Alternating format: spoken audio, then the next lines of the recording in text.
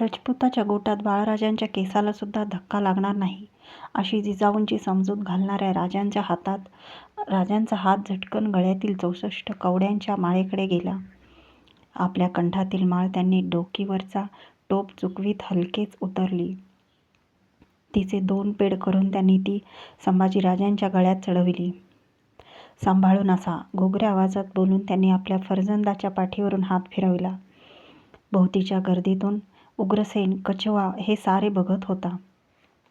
शंभूराजांच्याकडे तो संशयी नजरेने बघत होता. राजांनी त्याच्या गळ्यात कवड्यांची माळ चढविताच त्याने शेजारी उभ्या असलेल्या एका मावळ्याला विचारले, "वो क्या है?" "राजा साहब ने कुंवर के गले में क्या चढाया?" मावळा त्याच्याकडे चमत्कारिक नजरेने बघत म्हणाला, "एवढं भी मालूम नाही वय? वो माळ है आई भवानी की." आपल्या कानांना हात लावून नामाजाचा भाव उभा करीत त्याला समजावून देण्यासाठी तो मावळा म्हणाला, "तुमच्या खुदासाठी बघो, किसके भी गळ्यात वो माळ नाही." मावळ्याने विचारणाऱ्या म्लेच्छ आहे हे जाणून आपल्या अजब भाषेत सांगितलेले उग्रसेनला बहुधा कळले असावे.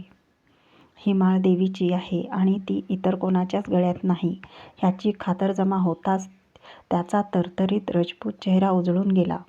पुढे होऊन त्याने पालखीत चढणाऱ्या संभाजीराजांना जय एकलिंगजी म्हणत कुर्निसात केला. संभाजीराजे पालखीत चढले. भोयांनी थोपे देऊन पट सरसे करीत पालखी वर उचलली.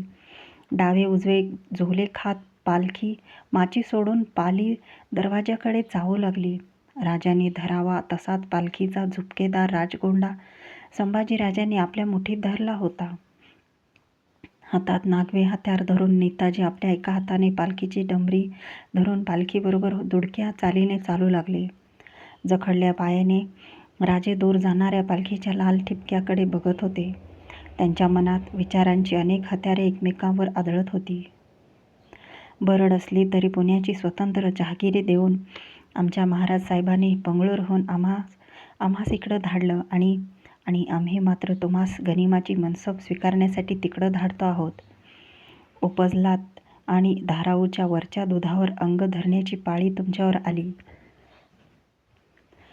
आज राजकारणात उतरत आहात आणि औरंगशाहच्या उसन्या मनसबीचा स्वीकार तुम्हाला करावा लागतो आहे. ज्या तुमच्यासाठी आम्ही आमचा जीव गहाण टाकावा तेच तुम्ही आमच्यासाठी या दौलतीसाठी जमान म्हणून जात आहात. खरंच शंभूराजे आप्तगणांकडून तुम्ही किती नाडले जाणार. सईद यांना आमच्या हवाली करताना तुम्ही म्हणालात की हे एकले जीव. आमच्या त्यावेळी हे ध्यानी आलं नाही की राजा एकला कधीच नसतो. गड उतरणारा पालखीचा लाल ठिपका बघताना प्रतापगडावर भवानीचा पोत नाचविणारे संभाजीराजे राजांना आठवले. गोंधळ्याने जगदंबेचा महिमा गाताना उभे केलेले शब्द त्यांच्या कानात घुमत फिरू लागले. उदर परडी देऊन हाती ब्रह्मांडे फिरावी, 184 घरची भिक्षा मागविली बरवी, ज्या ज्या घरी मी भिक्षा केली ते घर रुचले, आदिशक्तीचे कौतुक मोठे भुत्या मज केले. राजे स्वतःशीच पुटपुटले, शंभूराजे आपण आईचे भुते आहोत. ती देईल तो जन्माचा पोत आपल्या हाती आहे. तिची इच्छा थोर आहे. राजे माचीवरून माघारी वळले. सह्याद्रीच्या सिंहाचा छावा आपली गुहा सोडून पठारावर उतरत होता, पहिली राजकीय धावणी करण्यासाठी. राजगडावरून निघालेली संभाजीराजांची स्वारी दिवस कलंडायला आला असताना मिर्झाराजाच्या तळाजवळ आली. भले मोठे पाण्याचे टाके तांबड्या कमळांनी फुलून जावे तसे उभे करे पठार केशरी राहुट्यांनी भरून गेले होते. तळापासून हाकेच्या टप्प्यावर संभाजीराजांची पालखी ठाण करून किरीटसिंगाने आपल्या राणीजींना वर्दी पाठविली. मिर्झाराजाचा पसरलेला प्रचंड तळ, हत्ती उंटाचे चित्कार, तोफ गाड्यांचे खडखडाट या कशाकडेच संभाजीराजांचे लक्ष नव्हते. ते रोखल्या नजरेने समोर दिसणाऱ्या तोफमाऱ्याने काळवंडलेल्या पुरंदराकडे बघत होते. ते त्यांचे जन्मस्थान होतं. कसली तरी न कळणारी सळसळ त्यांच्या उदरात दाटली होती. मिर्झा राजाचा मुन्शी उदयराज, इंद्रमन बुंदेला आणि काही राजपूत धारकरी संभाजीराजांच्या अगवानीसाठी सामोरे पेश आले. तळावर शहाजने वाजू लागली. नेताजींच्या सोबतीने संभाजीराजे मिर्झाच्या सर्वात उंच उठून दिसणाऱ्या शामियान्याकडे चालले. उभ्या हयातीत एवढ्या पोरवयाच्या पराक्रमाचे स्वागत करण्याचा प्रसंग कधी मिर्झा राजावर आला नव्हता. त्याला कुंवरबद्दल कुतूहल होते. मिर्झाच्या तळावरील रजपूत, पठाण, बहालिया धारकरी धावत येत दाटीने सेवा का बच्चा बघत होते.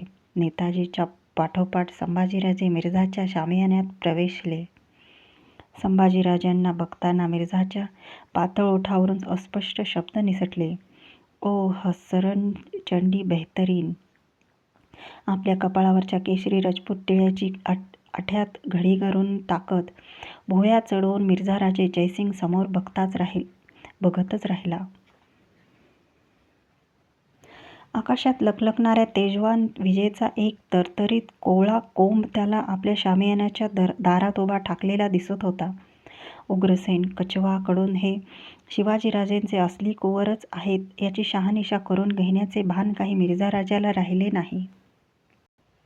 आई एक कुंवर शंभूराजे म्हणत मिर्झा राजे हसत 2-4 कदम पुढे झाले. पुढे होत आम्ही मुजरा करतो आहोत दादाजी म्हणत संभाजीराजांनी मिर्झा राजांच्या पायाला आपले हात भिडवले. ते काय करताहेत हे पटकन न उमगलेला मिर्झा थोडे मागे हटत म्हणाला, ये क्या कर रहे हो कुंवर.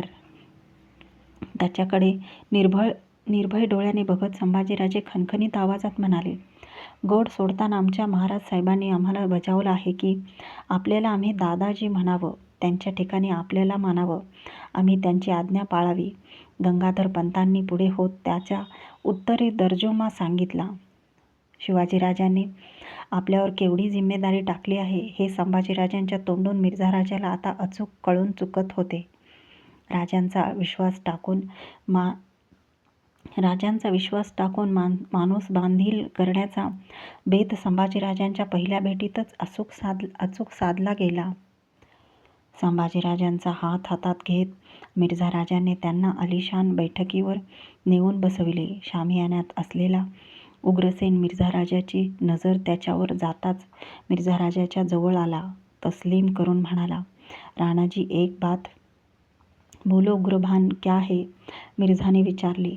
झटकन मिर्झा राजाच्या कानाजवळ आपले तोंड नेत उग्रसेन हळूच त्याच्या कानात राजपुतानीत पुटपुटला, ये कुंवर शंभू ही है. खुद राजा साहब ने अपने कुलदेवी की माला इसके गले में चढ़ाई है. आणि हे सारे तो गळ्याभोवती हात फिरून मिर्झा राजांना अभियानाने पटवून देऊ लागला. ते ऐकून मिर्झा राजे मान मागे टाकीत एकदम मोठ्याने हसले. सरकारी ढंगात बोलून गेले, बेवकूफ हो उग्रभान, जाओ अपने डेरे में. उग्रसेनच्या त्या हालचालीमुळे संभाजीराजे आणि नेताजी थोडे बिचकले. एकमेकांना त्यांनी सावध नजर दिली. नेताजींची भरीव बोटे नकळत कमरेच्या हाताराच्या मुठीवर गपकन रुतली. शामियान्याच्या दरवाजाकडे रोखल्या नजरेने बघताना नेताजीच्या ताणल्या छातीवरचा बाराबंदीचा एक बंद तटकन तुटला. त्यांना दग्याची शंका आली, पण हे सारे उग्रसेनच्या गैर हालचालीमुळे झाले होते. मिर्झा राजाने आपल्या चलाक डोळ्यांनी नेताजी आणि संभाजीराजे कसल्या गैरसमजात आले आहेत हे हेरले. तो गडबडीने म्हणाला, गलतफहमी न करना कुंवर, ये उग्रसेन तुम्हारे गले की माला की निशानी बनाकर तुम्ही राज साहब के असली कुंवर हो और कोई नहीं ये बता रहा था.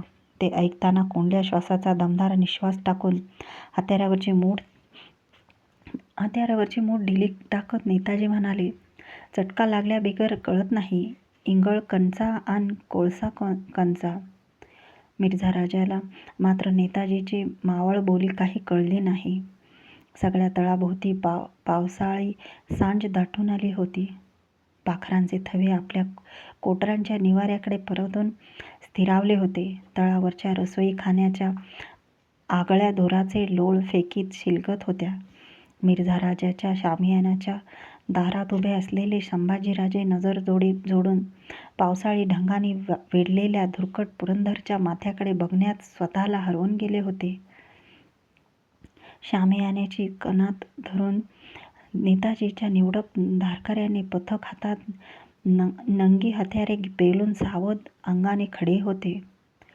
त्यात स्वतः नेताजी संभाजीराजांच्यावर नजर ठेवून उभे होते.